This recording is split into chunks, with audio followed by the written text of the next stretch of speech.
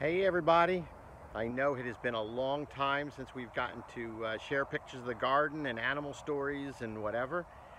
It's Clint Candle, Father Clint, and I just wanted to see if I could show you a little bit of the garden in ways that we weren't able to show you before, since we can't see one another face to face. But I just wanted to know that I have been thinking about you and praying about you. So we're going to start out. I'm going to turn the camera around and we'll show you, we're going to walk you right into the garden and then begin to show you some of the things that have been happening here. All right? Talk to you soon. Hold on one second. As you can see, all of the rain has made it kind of crazy as far as the weeds taking over and us not getting to mow the way we would like to. But this is really the entrance of the garden that I always show you. That is the parts where we've got the vegetables and everything, and we'll walk you over to the flower portion now. We've done a lot of planting since the last time I've gotten to show you, and so we'll show you a little bit about that, see what's going on, and show you some of the flowers, and you're going to be amazed by the amount of butterflies that are here now. That's one of the really neat things that are going on. These are cuttings that we have planted, and they are what they call Mexican sunflowers. I've shown you pictures of the big ones before, but they grow up to 10 feet, and that one that you see back there actually was cut down a month ago and had sunflowers all over it, and now you can see how big it's gotten even since. This is a plumeria here. I'll show you the flowers in just one second. The flowers that were there have fallen away, and we're just beginning to get new blooms. And you can see them poking through. See it up there? Aren't they beautiful? All yellow and beautiful. And then we've got the normal pansies down here, and the aloe, which is in bloom right now. Behind that is the porterweed. I'll show you the purple flowers on this one. Kind of zoom in a little bit. There's no butterflies right this second, but they're on the porterweed around the corner. But you can see the bumblebee. I don't know if I can get close enough to show you. No, I don't think so. He's moved away. But here's a butterfly. There we go.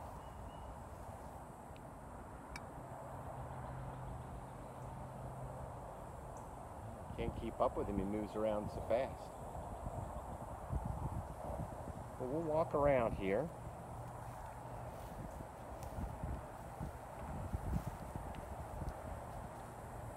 In the back, the green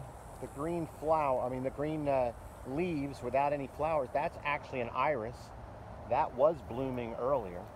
And then the big bush is called a firecracker bush because of the flowers that it produces. They are in the shape kind of a firecracker. Let's see that. And then this is our vermiliad. This is the one. I've shown you pictures of this one before. It normally is purple. That's one of the flowers that has bloomed and is now on its way out. We have added more of these, which are snake plants, basically. And these are elephant ears. And then as we walk around here, that part that you're looking at closest is mint. We've taken that from the regular garden and begun to grow it here with the flowers just as a ground cover. And that one is called Devil's Backbone, and I have shown you pictures of the larger one. We actually propagated that. We took pieces of it, took roots, and then made a new plant. This is a pagoda lily. I'll show you a couple of other ones of those. But it's actually called a Pagoda Jade plant. I always used to call it a pagoda lily. We've got other porterweed. We call it a weed, but because it propagates really easily, but the flowers are beautiful. These are also mint and mint. And I can't remember the name of that one, but that is a flowering. If you look in the middle of it, and don't know if I can get close enough for you. You can see the flowers just starting to come out in the middle back in there, see? Aren't they beautiful?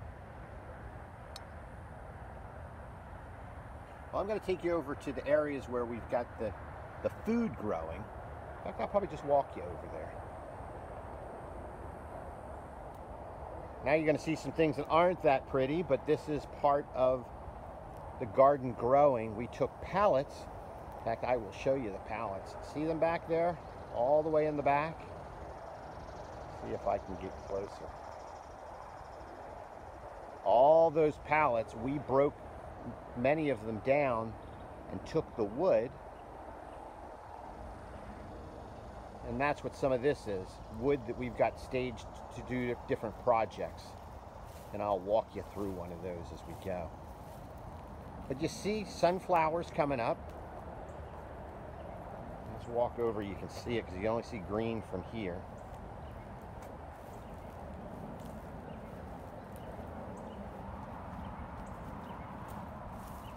Now you start to see them.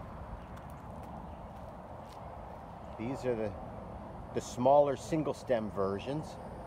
That's one of the larger ones that will get really big. And I'll show you a couple of really big ones as we go. Then these are both edible and pretty. That's a K-tuck that's real close there. And Cranberry Hibiscus. We dry that and make it into tea, and you can eat the leaves in salads. This is a spinach down at the bottom here, what they call a longevity spinach. And then these are pineapples that we have started. And we actually have some pineapples being formed. That's more longevity spinach. There's a pineapple that you can see. Here, we'll come around to it. We've got 5 of them coming. And there's other plants being grown by the plants that are there. That's another one here.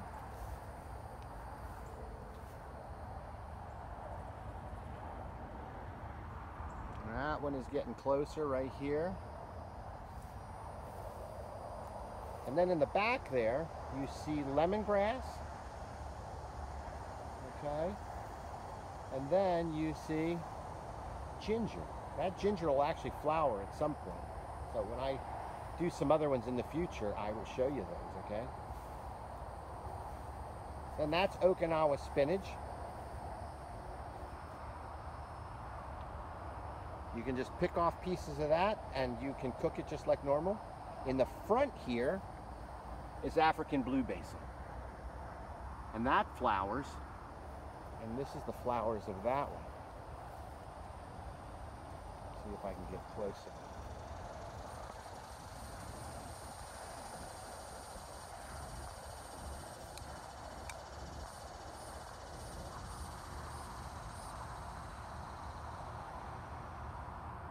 And that's why we're seeing so many butterflies, because we've got so many flowers that we've mixed in the garden now. So this is the regular garden that I've shown you before. We've got some experiments going on with corn. That's in the front there that you see. And you will see corn growing, like that piece right there, or the piece, the little ones in the background there. And then look at the sunflower. Look how big that is. I'll try to get around where you can see it from a different viewpoint.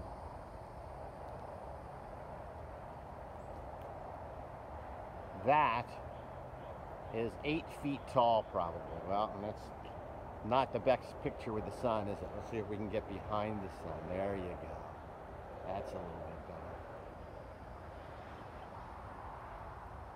And then this area is the watermelon area with all kinds of flowers. And you'll see, if you look really close, all kinds of butterflies floating around there.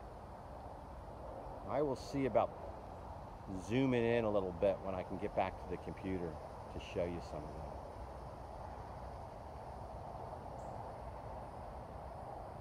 Okay.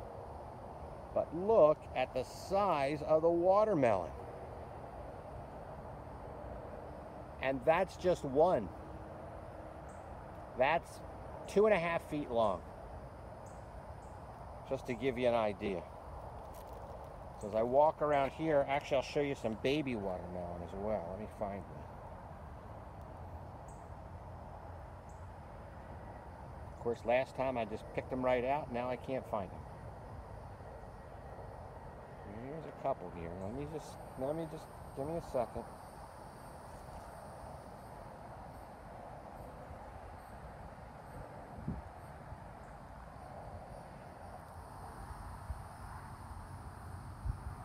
There's a little baby. You see him? So we still have some growing. This is another section where the watermelons, there's one there that I think is just about ready to be picked, but we'll take a look after. And as we zoom around, there's some flowers there. That's comfrey. It's just been too hot even with the amount of rain. And then you've got regular sunflower in the front and what they would call a Mexican sunflower, not the bush that we've shown you, but a different variety of Mexican sunflower in that deep orange. And then you've got more watermelon over here. You see them hiding under there. You got a big one right there. And as we look around, the more we look, the more we find. Now these we planted a little bit late, but they will still be good and the water has been wonderful for them. This is okra. So where some people are harvesting their okra, our okra is just starting to come up and produce its first flowers. But not bad, they're looking pretty. And you can see in the background there more zinnias that are being loved by the butterflies. See if I can get close and let you see them. Right in the middle of the camera, you'll see a butterfly on that zinnia. You see it flapping? It's been so wonderful to see not only more butterflies, but more birds as well. So we're adding some stuff to make it even better for the good insects or the beneficial insects and the birds that do so much for the garden as well. Well, moving away from Mr. Butterfly, these are our Everglade tomatoes, and you've got to look real close. But when you do look at all of the tomatoes. They are everywhere in here. And they are all ready to pick. So at some point, I'm going to have to put down this camera and pick those tomatoes and figure out what we're going to be able to do with them.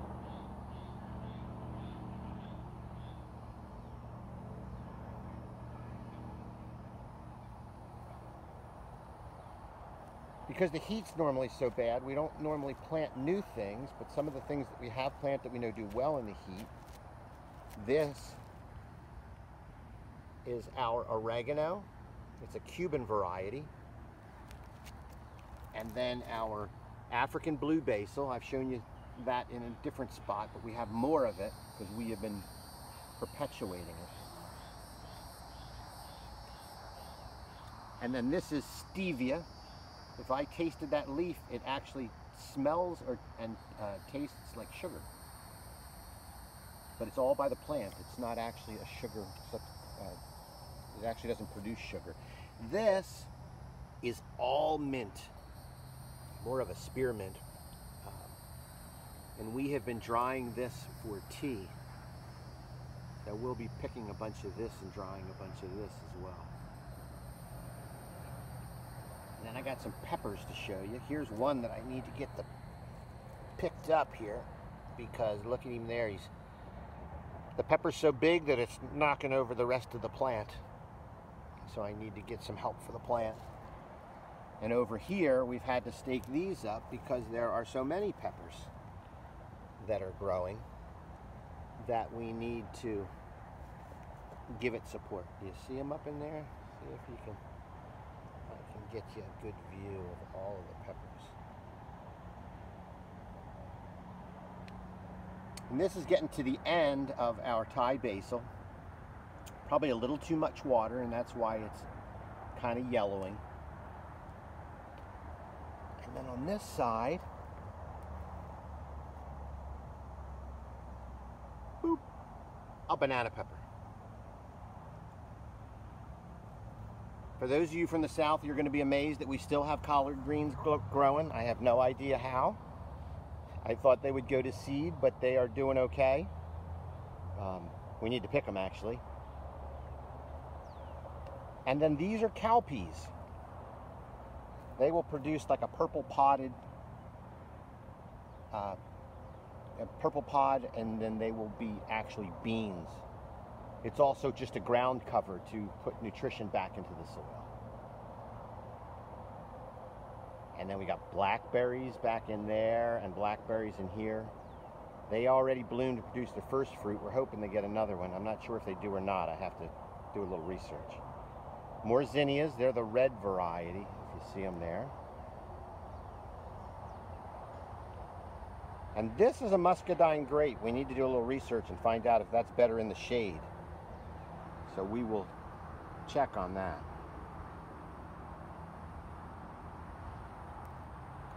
And that is another sunflower growing, so that's coming up. And you see the more of the oregano and the blue basil. This is an avocado tree. No avocados yet. I think we have to have another avocado tree in order to get them to pollinate. But that is a mango tree that we planted actually from the pit that we got from a mango. And this one here is a fig tree. You probably remember me talking about it. And there are some figs through there. We've covered it with a netting so the birds can't get the figs, because the birds love the figs. That's a fig there right in the middle. See if I can't zoom in a little bit so you can see it. Okay, that one's starting to get brown. And then as I go down, you see that green one there? We've eaten a couple of these and they have been amazing. They're small, but they are delicious.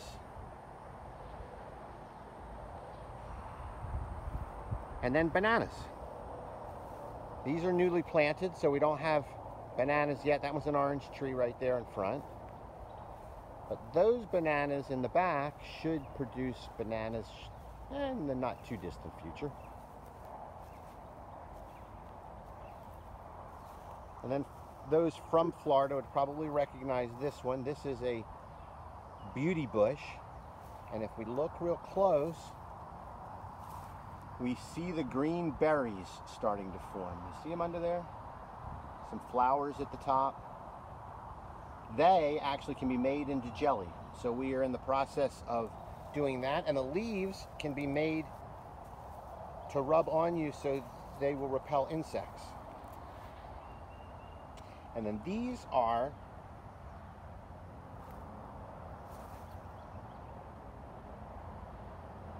Cranberry Hibiscus that we propagated. We cut off a little bit, we put them in water, and we ended up making new plants. They rooted and we made new plants. That one, this little guy here, he was done by seed.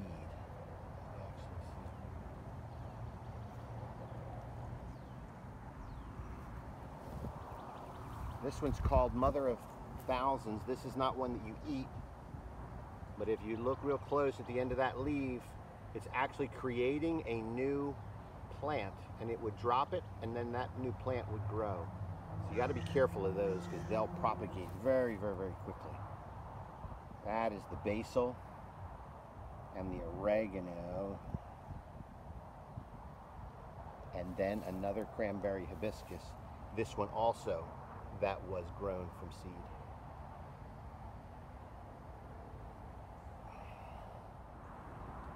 This is the Mother of Thousand I was telling you. See those little new plants being formed right at the end of the leaves? They'll get blown away by the wind. They'll just drop right by the plant, and then that produces another plant. This is one of the Pagoda Jade plants I was telling you about, but in full bloom. And see, that's the top that I was telling you about that looks like a pagoda, the Chinese pagoda, the top of the building. They will do that, and they will bloom throughout the year. Isn't that beautiful? And they also propagate very easily. Did I tell you that I'm now a lumberjack? Oh no, I failed to mention that. Well, I wanted to show you, we actually took down this tree. And it was probably a little bit foolish and probably a little bit of necessity, but it is dead, so I didn't think it would be too difficult. But as I zoom in on this little area where you see the raised part, I had cut everything but that little part when the saw got stuck. And literally, I had a hammer and a screwdriver and was trying to get the chainsaw unstuck when all of a sudden I heard crack and it fell over. So a very, very powerful, huge tree. But now we're going to use that to supply energy for other plants.